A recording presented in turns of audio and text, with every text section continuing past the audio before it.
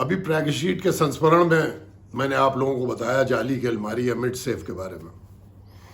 अब उसी से प्रैग स्ट्रीट की इसी श्रृंखला में मुझे और भी बातें याद आई कि हमारे परिवार में जितने लोग वहाँ पे उस वक्त थे जब मैं बड़ा हो रहा था, कि हमारे बड़े मामा थे, मामी थी, उनकी 2 लड़कियाँ थी, लीका, मीता, उसके बाद सेकंड मामा कभी आया करते थे, उनके 3 लड़के, हमारी मंजू मामी, उसके बाद अशोक मामा, मंजूश्री मामी, नीता, नीना, छोनी मामा, आलोक मामा, टुकटुकी मामा, राजीव बहुत छोटे थे, और मौसियों में हमारे शेफाली मासी वहीं पे रहती थी, हमारी माँ, उसके बाद जिब्बन मासी, चित्रा मासी, उनके बच्चे टुकुन हो गए, कुमकुम हो गए, दिलीप हो गए, बोंटी हो गई, फिर बाद में प्रशांतो, अंतरा, ये सारे लोग वहाँ पे आते थे। ये तो हो गया एक परिवार मतलब ब्लड रिलेशन के लोग, जिन किसी का ननिहाल, किसी का ददियाल।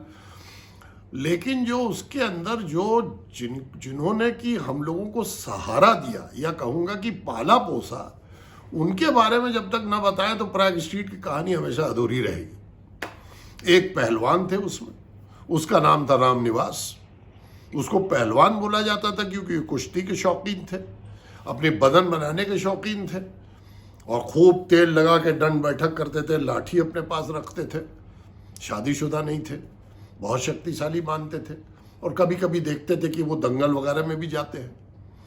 राम निवास के अलावा जो है, ये इस काम के अलावा वो घर में जितनी गाय थी उनकी देखभाल करते थे, दूध दूना, चारा देना, साना पानी देना, ये सब राम निवास के जिम्मे था।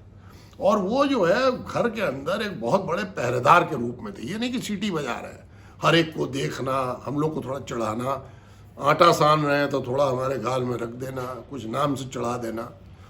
तो ये हुए राम निवास। उनके अंतिम दिनों में मैं उनकी सेवा अशोक मामा ने इतनी करी, वो भी मैंने देखी बलिया में। अब बेचारे गुजर गए, लेकिन याद हम चाहते हैं कि अगली पीढ़ी उनको याद रखे कि राम निवास कौन थे। उसके अलावा माली थे, उसका नाम मढ़ई था, अंग्रेज़ों के टाइम के माली, हजारा लिए चलते थे। क्या खुरपी, क्या हजारा, ये सब बचपन में हमको मालूम था क्योंकि वो काम करते थे और बताते थे। ये वाला ये पेड़, ढेर सारे पेड़ थे, बहुत पौधे थे, क्यारियाँ लगती थी, फूलों के नाम। बाद में वो यूनिवर्सिटी में किसी डिपार्टमेंट में लग गए थे।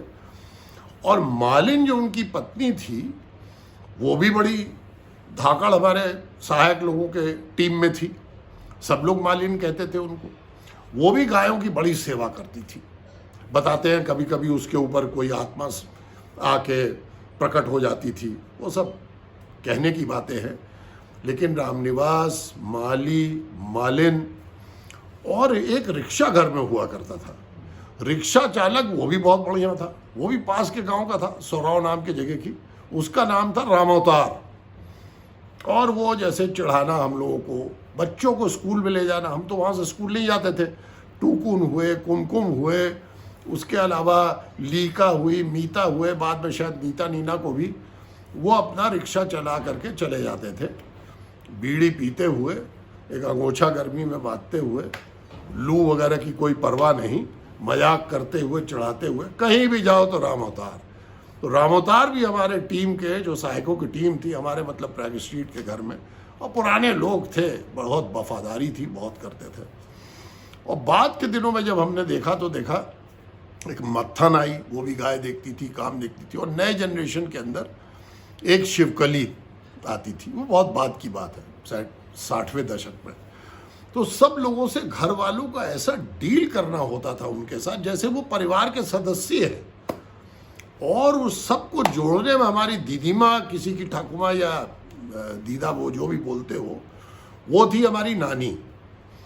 और वो सबके इकट्ठे चाय बनाना, सबको फल देना, उनका ख्याल रखना, और उनको सब इन लोग आदर और सम्मान के साथ माता जी कह के पुकारते। वो वाकई माता जी थी।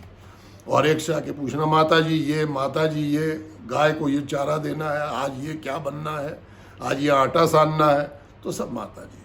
वो बिल्कुल जिसको बोलते हैं सेंट्रल पॉइंट। इतने बड़े परिवार को, और सिर्फ अपने ही लोग नहीं थे, हमारे जो पूज्य नाना जी थे, उनके और भी भाई थे छोटे, अमुल्लो दादू, लल्लू दादू, फलाना, प्रभा पीसी, ये सब थे।